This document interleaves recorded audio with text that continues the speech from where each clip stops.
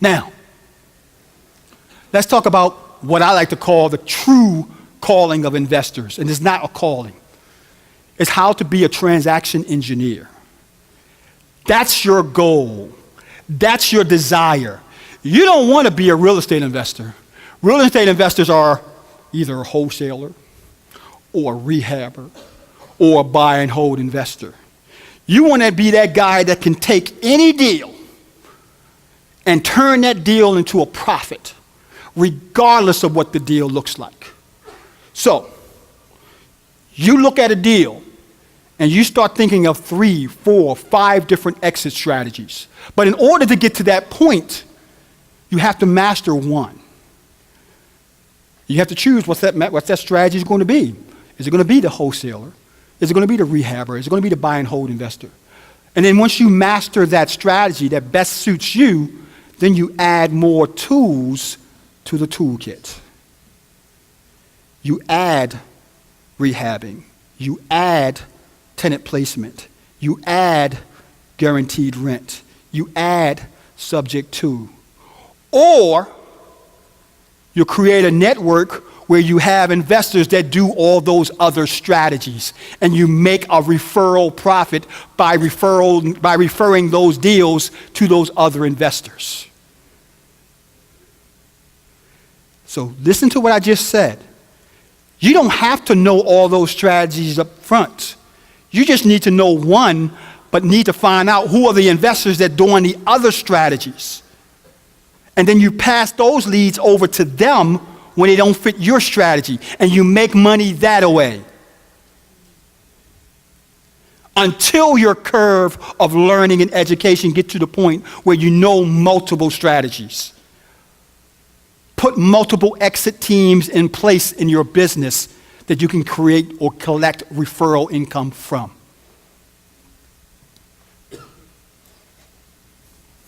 Find the multiple exits in every deal. Identify those exits and you'll discover multiple ways to get paid. Wholesaling, rehabbing, buying hold, subject to, guaranteed rent, tenant placement, owner finance, lease option. All of those are deals, exits that could come across in one deal. You just have to say which exit fits that deal best. Deliver the sell side paperwork to the title company. Now,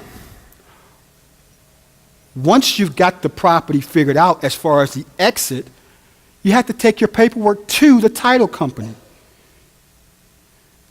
Most investors think this is where it ends. No. When you take it and deliver it to the title company, you should be on top of that paperwork each and every week, making sure that title company doesn't need anything. Do they have any information they have to get from the seller? Do the seller needs to go and do this, go and do that, and so on. You have to follow that deal all the way to the point of when it's closing, not just leaving it at the title company and expecting them to do all the work. They're going to do what they need to do, but you need to monitor to make sure no hiccups come into play. Because I have times where I had a title company contact me because the closing didn't happen because they wasn't able to get in contact with the seller, when all they had to do was call me to tell me to go get in contact with the seller. Not wait 3 weeks later. You wouldn't know that if you just waited to hear from the title company. Be on the proactive. When you take your paperwork for your assignment deals, for your deals, any deals, drop them off at the title company and then monitor that process, calling every week to find out where they're at in the actual closing, so that nothing comes up.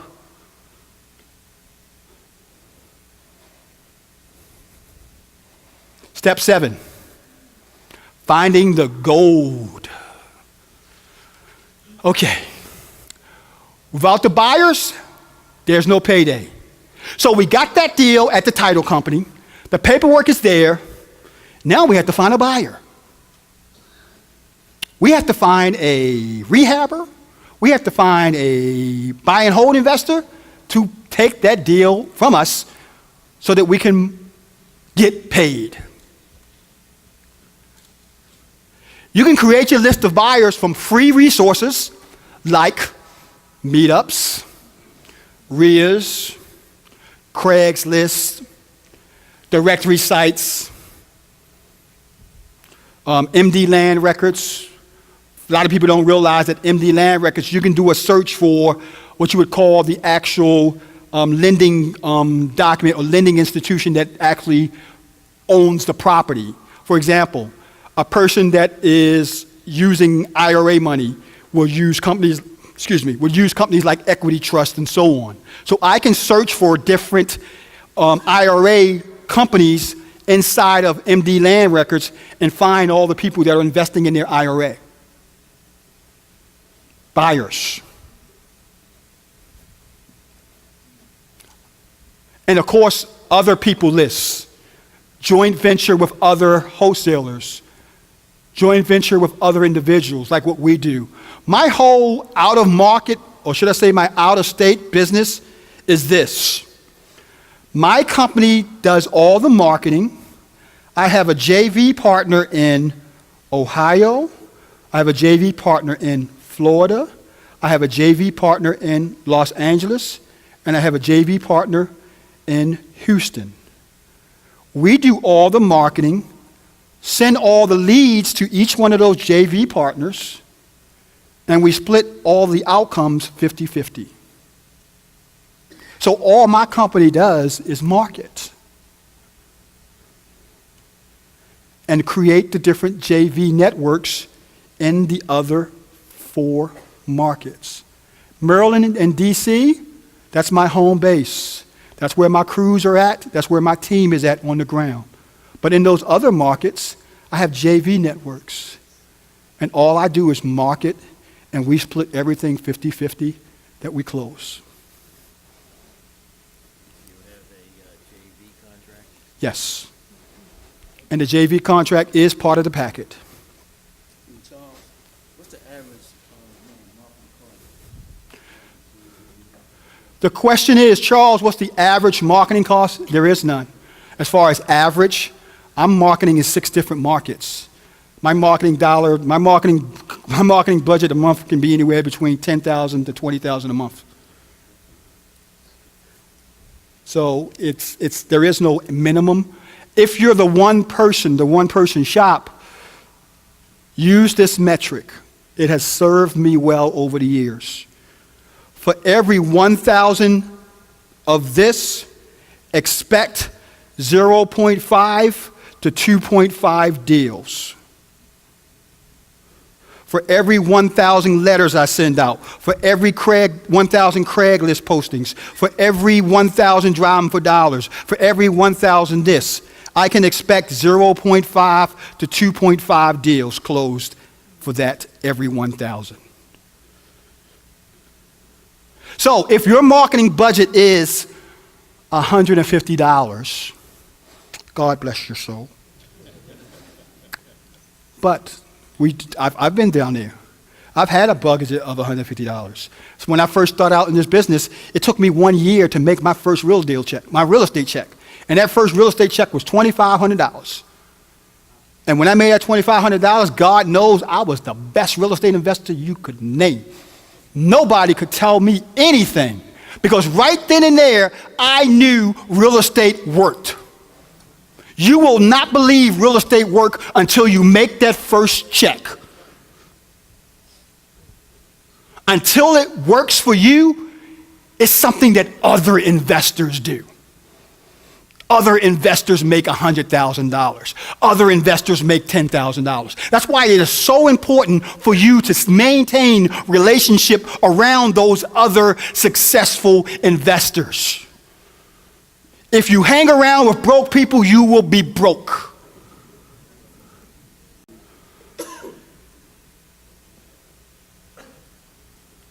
So hang around those investors that are doing deals so that enthusiasm, that excitement, their paychecks, their money they're making can fill you when the time gets tough. Because it's going to get tough. But you need that encouragement. You need to have somebody there that you can say, it works, it works, it works. If you're all alone, those are the investors that will drop out after a month, 2 months, 3 months, because they have no support group.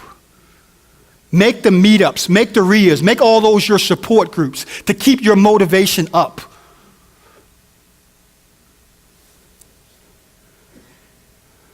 Paid resources. When we're marketing deals, people don't realize that real estate agents is a great source to market your deals to. We all realize that, right? There's a service that's called eCampaign Pro that you could create a flyer inside of that service, and it will automatically send that flyer to 5, 10, 15,000 real estate investors. Real estate agents in the zip codes where your deals are at. And you're only paying for the ones where the agent actually opens up and read the flyer. So when you talk about how can you market my deals, that service costs $29 to get your deals in front of 5,000, 10,000 real estate agents who have buyers lists. One-time fee, $29. They have a monthly plan too. But eCampaign Pro is a great way to get your deals out there to the masses, as well as Facebook ads and stuff like we talked about in the other campaigns. Okay, let's talk about step 8, contract to buy. Now you've got your deals out there looking for a buyer, and you found one. How do I handle that buyer who called me up and say, I like your property. I want to buy it. Okay. First of all, a lot of people say, well, can I really sell? Keep in mind, guys, as an investor, when you have a property under contract, you have something what's called equitable interest. Equitable interest allows you to sell that equitable interest, or should I say the law allows you to sell equitable interest to someone else. So when you get a property under contract as a wholesaler, you're not doing anything illegal. You have the right to sell your equitable interest that a contract gives you for a profit. Also realize, when you put a property under contract, you're controlling it. You haven't purchased it. The point of putting it under contract is to control. To flip or wholesale it is where you make your profit. Don't be afraid of the paperwork. Most people get caught up in putting a contract on a property as them buying the house. No, you have equitable interest to buy that house based on certain terms and conditions being met. You can keep that equitable interest, meaning you can execute the purchase, or you can sell your equitable interest, flip it as a wholesale deal to another end buyer. Most common way to close is what's called an A to B close. An A to B close is you, as the investor, have the property under contract from the seller, and then you wholesale it to your buy and hold investor or your rehabber. That's A to B close. Simple. Almost any title company will do that. It's a good way to really do the business. Now, you have what's also called the A to B, B to C close. Now, the A to B goes the same way. You get the property under contract. Except when you get the property under contract, you're going to actually close on it. And then you're going to sell it to your C buyer. Now, somebody would say, well, why would I want to do that as opposed to just doing the A to B? One reason is that not all rehabbers, but some rehabbers have been known to look at your profit and say, you're going to make all of that? I'm not going to pay that for that property. They're looking at your money. because you're going to make 50 and they're only going to make 70. They're saying to themselves, $20,000 is good enough for you. When you do a double closing, that's a good way to not have that be seen, what you paid for it from the seller. Not let it be seen what your profit was. So that's why some would do it that way. We do both. Depending on the investor who we're selling the property to, if we have good experience with that person, we don't have a problem showing them the numbers, because I know these buyers that we use, we work with. If it's somebody we never worked with before, we may use what's called gap funding or transitional funding, or should I say transactional funding. Transactional funding is temporary funding that will buy or allow you to buy the property up front so that you can sell it that same day to your end buyer. That way you can do the double close. Now this costs you a couple of points, but it's not that bad when it comes to the other alternative, the person backing out of your deal and you're not having a buyer. So you have to decide what is going to be the best way for me to handle my profit. If I'm making a big profit, do I just do a straight A to B close? Or do I do it A to B, B to C close? It's up to you to decide that. We push all our mastermind students for B to C because we got transactional funding lined up for them. Mm-hmm. So when you talk about the A to B close, is that like you're signing at the closing table, so it's just one closing? It's just one closing. You got the contract, you assigned your contract to your end buyer. That's it. Any other questions regarding this? Yes. Transactional funding, is there something you recommend versus something that's less points? Yeah, offhand, what's the name of that company we work a lot with? Do me a favor, drop me an email to cblair109@gmail, and I'll send you the name of the company with the information. Yes. A point means a percentage of the loan. For example, if a loan is $10,000 and it's 1 point, that's $1,000. So a point means a percentage of the loan.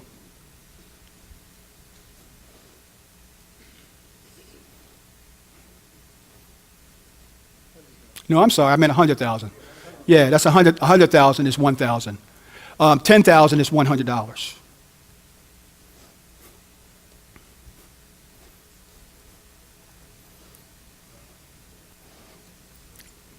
Okay. Step 9. Walk it through the table. Now, once again, there's processes you have to have in place when you have that buyer and you're ready to close that deal. That buyer is ready to give you money. That buyer is ready to sign the paperwork. Make sure that the control, when you control on the buy side, you select and close the deal correctly. Now here's what I mean by that. Make sure your buyer is a qualified buyer. They need to have proof of funds. You need to know that they have the money to be able to buy this property. You want to make sure that no one is taking control of your property that is not qualified to take it. They must use your own title company. We do have some leeway in this. When I work with investors that I know, I don't have a problem with working with their title company because I know how the reputation of that investor. But if I have the gold, I'm going to control the closing. Now, Maryland law states that the buyer has the right to choose whatever title company they want. They do. But if you want to buy my property, you're going to use my title company. Unless I have a relationship with you and I know that there's not going to be any hanky-panky going on. Now, what I mean by hanky-panky is this. You'll have some situations where you use somebody else's title company, and next thing you know, you got extension after extension after extension. And you're being told this is the reason why, or this is the reason why, or this is the reason why. And you have to listen or you have to believe what you're being told because you're using their title company who has been known to make excuses for their buyers to get them more time. So I don't want to have excuses unless I'm making the excuses. And that's by controlling the transaction with my title company, who I know when I call up, they're going to tell me the truth because they value my business a lot more than someone who they're just working with for the first time. So I'm going to control that process and, for the most part, insist that they use my title company. New investors, you could decide to go in this direction or not.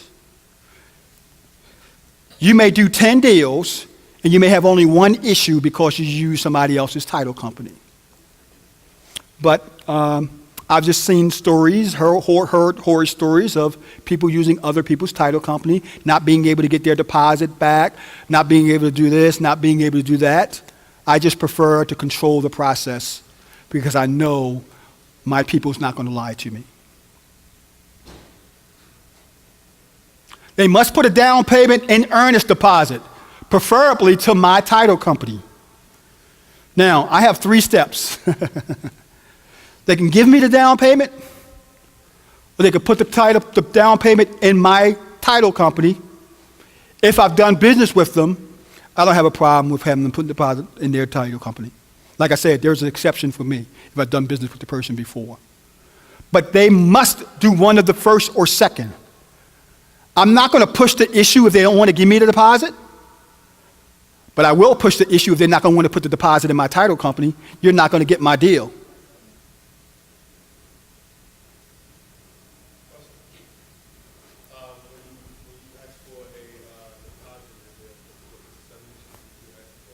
The question is there a particular dollar amount you want as a deposit?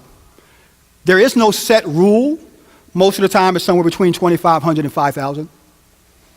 Most of the time you see numbers of $2,500. You want to make sure that that buyer has skin in the game, that they're a real buyer, along with proof of funds and so on. So that's normally what most people ask for. But there is no, what you would call, what you should ask for, what minimum amount or maximum amount. It's non-refundable. Absolutely. Great question. It's a non-refundable deposit.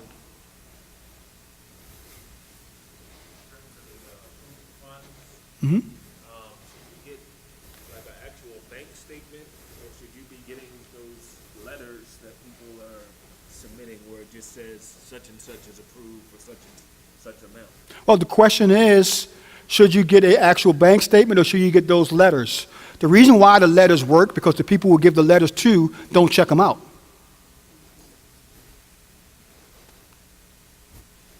That's the reason why they work.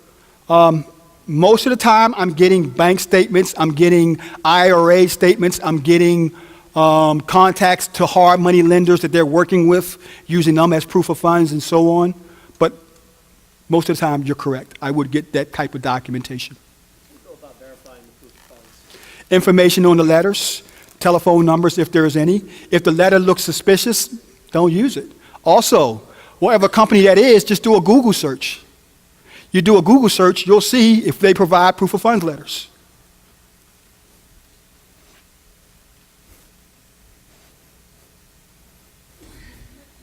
Yes?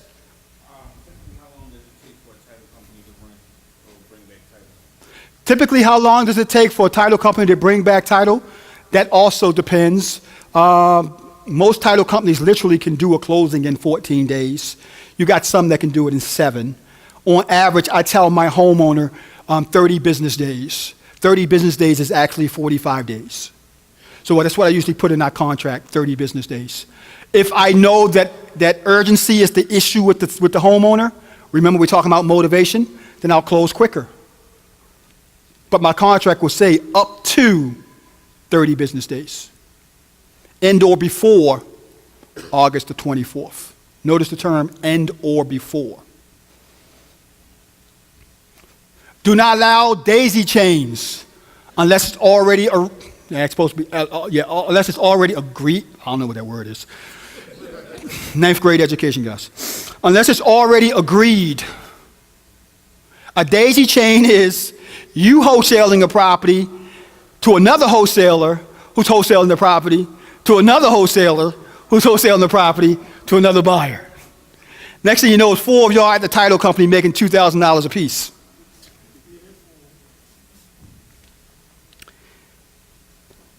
The only time I do a daisy chain situation is if I'm already working with that investor as a JV partner and I say, hey, and here's how that works for me.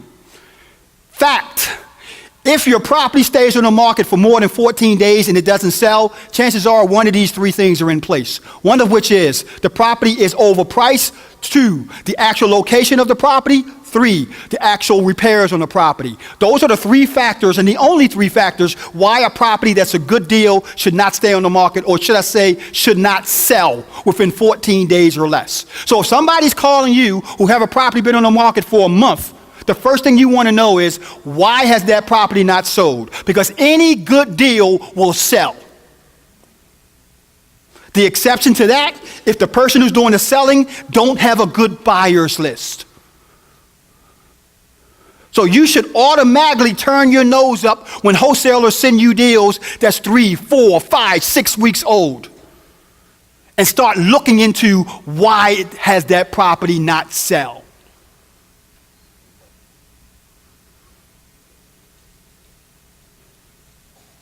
It's going to either be the location is so bad nobody wants to invest in it, the price is so high that it's just overpriced in the market, or the repairs is so much, regardless of how much you buy it for, you can't get a good deal.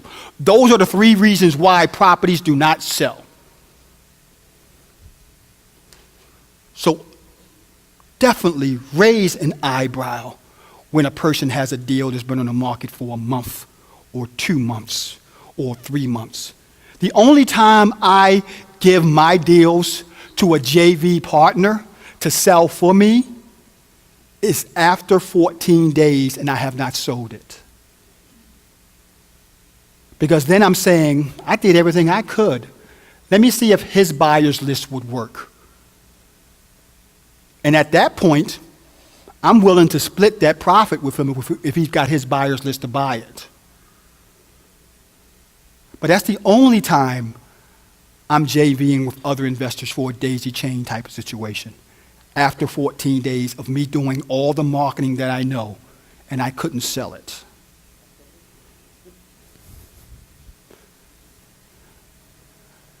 Step 10. I know what you guys are saying. It's about time.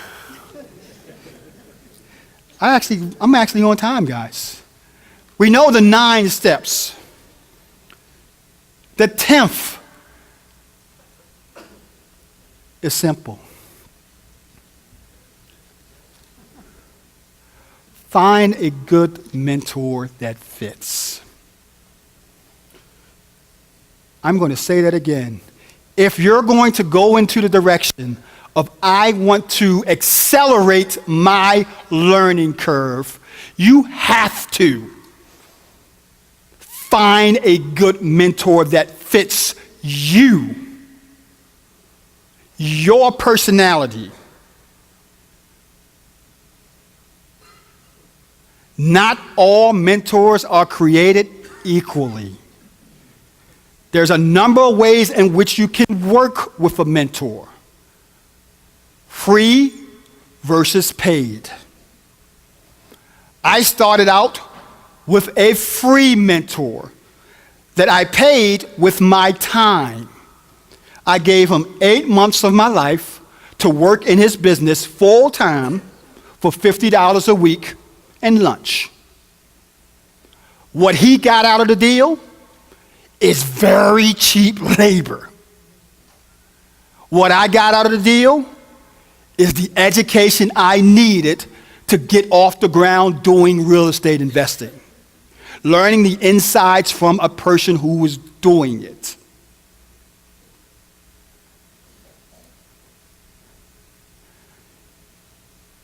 Question you want to ask.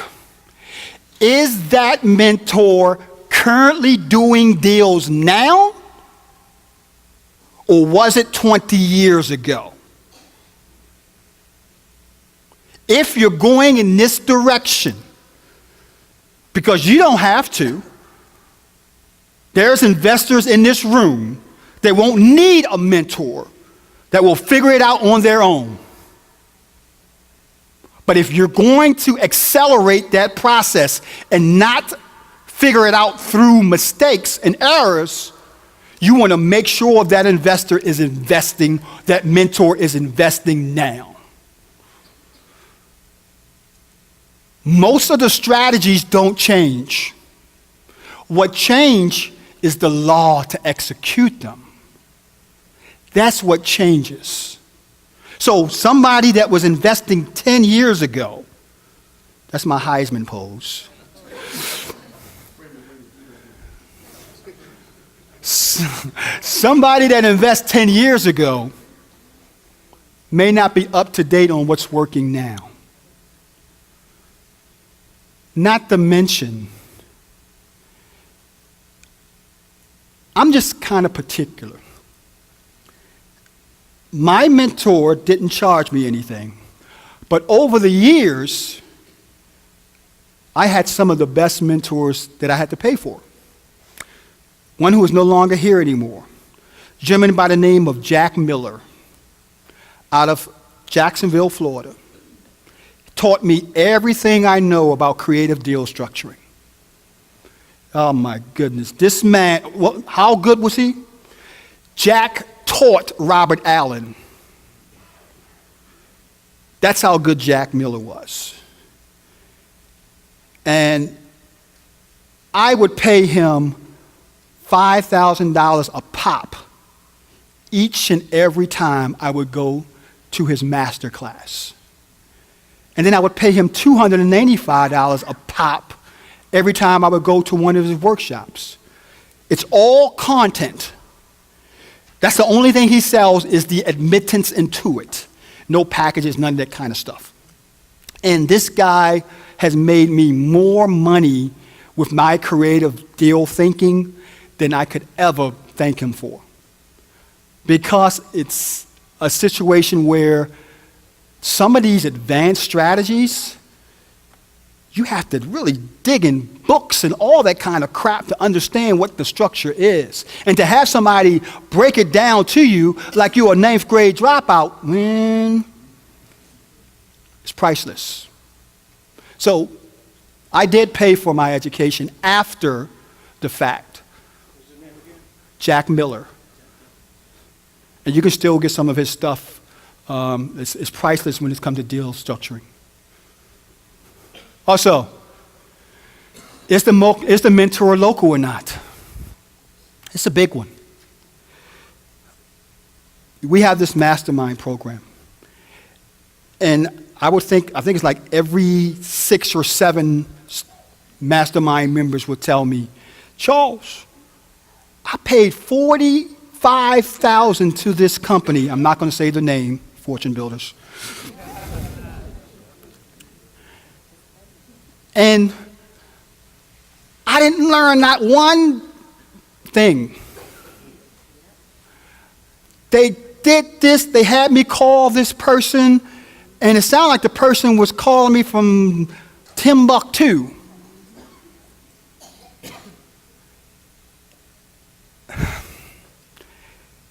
I agree. To accelerate your learning curve, you should, or if you're able to afford to, get a mentor that's going to take you with them. The key with a mentor isn't somebody that's coaching you. The key to a mentor is somebody that's with you. That's the key. If you have to call them up between 4 and 6 to get an answer, that's not a mentor. That's an arrangement. If you can only call on Monday, Wednesday, and Fridays, that's not a mentor. Problems don't only happen on Monday, Wednesdays, and Fridays. You want somebody that you can call, somebody that's willing to go with you, somebody that's willing to help negotiate with you, somebody that's willing to let you help and use their resources that they're currently doing and working today. If you want to go down that direction. That's the key.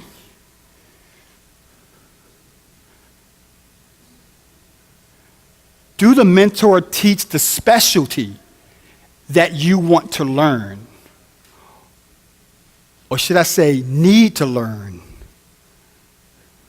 True story. I had a mentoring mastermind student come to me and say, Charles, I want to do wholesaling. Oh, wholesaling is good. Well, I could do all these deals. I'm going to make $5,000 a deal. Oh, my goodness, it's going to be good. It's going to be good. 1 month went by. Charles, this wholesale is too hard.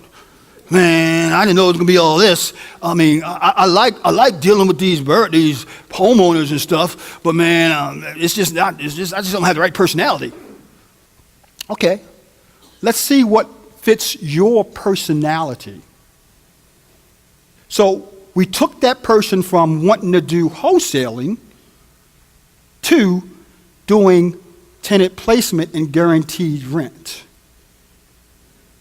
5 months later, they own 15 properties, and they're doing on average 3 tenant placement deals a month. Because you have to find that strategy that suits your personality best.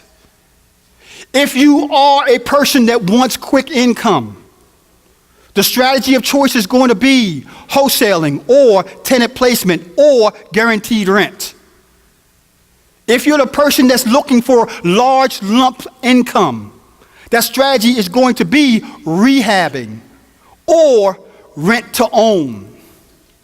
If you're looking for that generational wealth strategy where you can retire in 10, 15 years with 30 houses, that strategy is going to be buying and holding or master leasing. Fit the strategy that best suits your needs now, not what the guru said is the hottest strategy out there. Look at your current financial situation. What do I need real estate to do for me? And then pick with your mentor and see if that strategy is the best strategy for you. That's the key. And last but not least, is it truly one-on-one? If you know you, and you know that you've been to the workshops, and you know that you've read the books, and you know that you've seen all the other stuff, you got a good sense of why you're not doing deals now. And most of the time, that reason why is because you are not being pushed. You are not being guided. You are not being around someone who is holding you accountability. We all need some degree of accountability. For some of us, and I was one of those persons, if I did not have my mentor pushing me to do this, to do that, it wouldn't get done. If I didn't have someone over my shoulders making me realize that I'm the direct reason for my success, you have to realize that. And it goes back to your reason for wanting to do this business. Your why, your motivation. For me, it was simple. I have a 9th grade education. And if I did not make real estate investing work, I was going right back to be a security guard, work at a fast food restaurant, or whatever a non-educated black male can do. That was my reality, and that was my motivation. That's the reason for my success, is that fear of if I didn't make it, this is all I have to fall back on. Discover what your motivation is. Find someone to help you through that situation. And it's a wonderful feeling when you guys click with that mentor. There's no better feeling in the world than working with somebody that has your vision and has your back. Any questions? Yes. Minimum amount of time that is required to be successful. Good question. I get that a lot. Charles, what's the minimum amount of time required to be successful? The question should be, Charles, what do I need to do to be successful? Don't measure it by the quickest and the fastest way to get there, because if I get there fast, it's going to be even more better. You get there fast, you're going to make mistakes and lose your shirt. Get out of that texting, I want a deal tonight when I push the magic red button mentality. It doesn't work like that. It can come a lot quicker when you have someone to work with, but there's no way of getting around the time you have to put into it. You can save time with systems, automation, and so on. Brittany is an expert on automations and systemization. I consider myself an expert on automation and systemization. But that still does not take place in regards to what needed for me to learn the automation and systemization. Even though I can push the red button, I still have to set up that red button to give me the outcome that I want.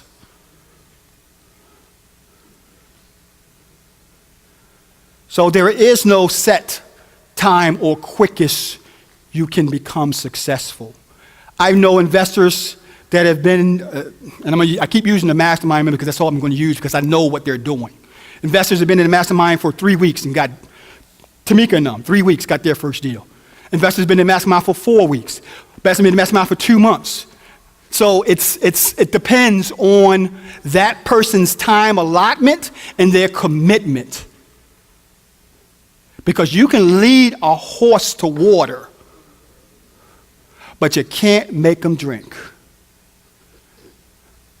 Any other questions? Yes. I think that you talked about the mastermind. What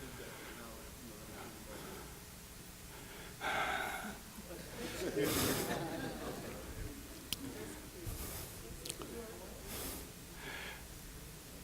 that? Brittany, come here for a minute.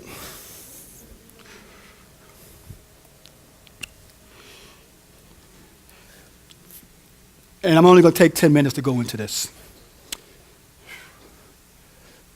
The Mastermind is a program that was created 2 years ago. Is your mic moving? The stuff is making your mic move. It's a program that created 2 years ago. It's a combination of mentoring, mastermind, and one-on-one coaching all rolled into one. It came from a program I had 10 years ago called Aspire America. I mentioned some of the successful investors I had as my students: Marshall Humphrey, Mark Whitten, Valerie Scott, Director of Housing, Ray Skinner, and so on and so on. They came from my original coaching program, Aspire America. I had 250 students at that time. The problem with that program was it took so much time out of my real estate business, I was becoming the one thing that I hate. Can you guess what that was? A guru. My deal structures went from doing 25, 30 deals a month to 5, 7 deals a month. Because now we had the added responsibility of working with all these 250 students. And my business suffered.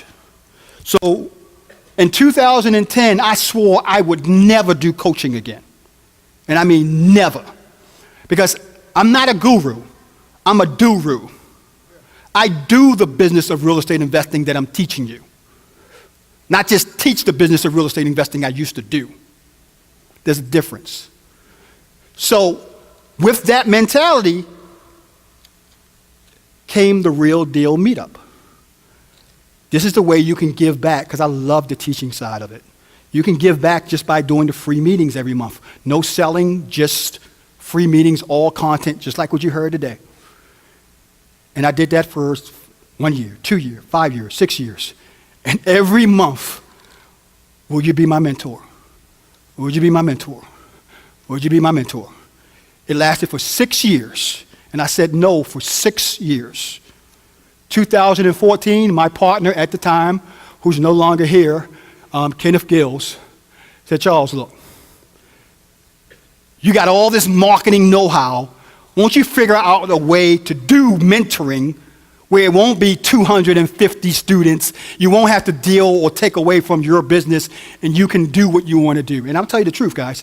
In 2018, I'm retiring. I've been in the business for 30 years. So I am retiring. Me and my lovely bride will be going to Barbados, buy a house. So this is what I like to call the twilight years. But I don't want to spend time coaching 150 students in my twilight years. So I created the Mastermind program, which is a combination of one-on-one coaching, Mastermind, and a mentoring program all rolled into one. But you have to fill out an application. And your application has to be approved. And there will be no more than 50 members in any calendar year. Hence, no more working with a lot of different people. Well, another part of this program that I said I wanted to bring in is younger, brighter minds. So, when Brittany was sitting in this audience, and she took down everything that I was saying, and she ran with it, and came back to me and said, Charles, I took what you did and said to everybody in that room, and here's where I'm at. I'm full-time. I've been in the business now for 2 years, 26 years old, and I've raised over $9 million. I said, come join me. Because like I told you, I'm quitting at the end of 2018. So I said, come join me. This is the program. On the one-on-one coaching side, you have myself, you have Brittany. We work with our students, no time restraints. Call us anytime. We go look at deals with the students. We go help negotiate deals with the students. We talk to sellers. We do the whole 9 yards with the students. Remember, I told you one of the main factors is one-on-one, true one-on-one. We're in these markets. I have mastermind students in Maryland, DC, Virginia, Los Angeles, Chicago. We're in these markets doing deals with the students behind their backs. Prerequisite number 3.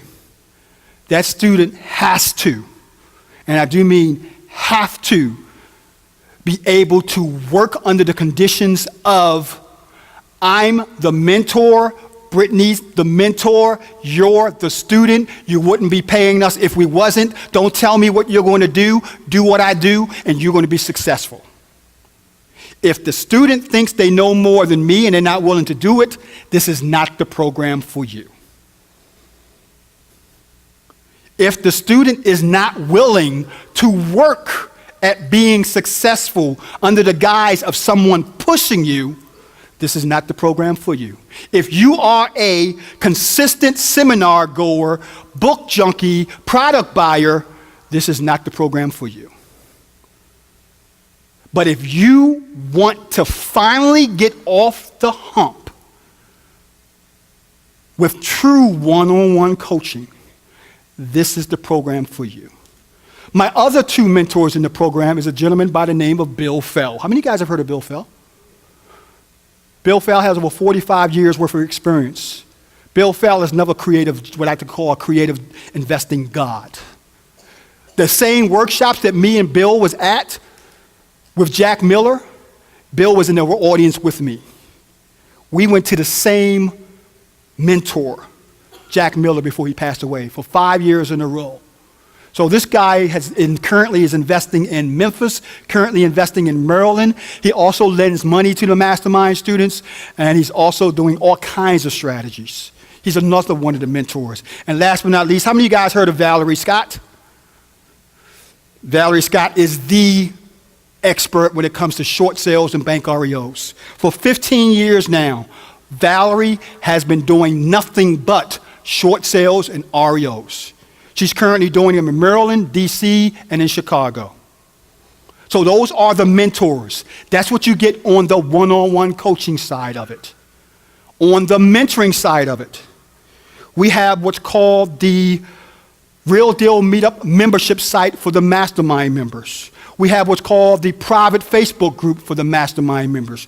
We have webinars for the Mastermind members. We have coaching calls for the Mastermind members. We even have private sessions at the Mastermind members in local areas here where we'll sit down and say, what is the hump you're having in getting over that? That's the mentoring side of it. And on the Mastermind side of it, we have what we call our quarterly meetings. Every 3 to 4 months, we have a quarterly meeting at a local hotel for 2 days. And during those quarterly meetings, we go over your 30, 60, 90 days business plan, your goals, what you need to do for the next 30, 60, 90 days, and so on for that whole year. That's what we have on the actual Mastermind side. We also we call the accountability meeting. Each month, at the end of these meetings we have an accountability meeting where the Mastermind students will talk about what they're doing in the next 30 days and what they did the last 30 days, holding each other accountable. The Mastermind members consist of new investors and experienced investors. I have investors who have never done a deal. I have investors that's doing 5, 10 deals a month. Doesn't matter your level. What's matter is your dedication to want to do this as a business. If you want to come in this business as a hobby, this is not the right program for you. If you can't give real estate investing at least 20 hours a week, this is not the right program for you. Over the years, working with all the individuals I had the opportunity to mentor, I've learned that you got to give your business the business hours it deserves. And for real estate investing, that's at least 15 to 20 hours a week. So I'll make it easy for you. If you can't give it that dedication, this program isn't for you. It's that simple.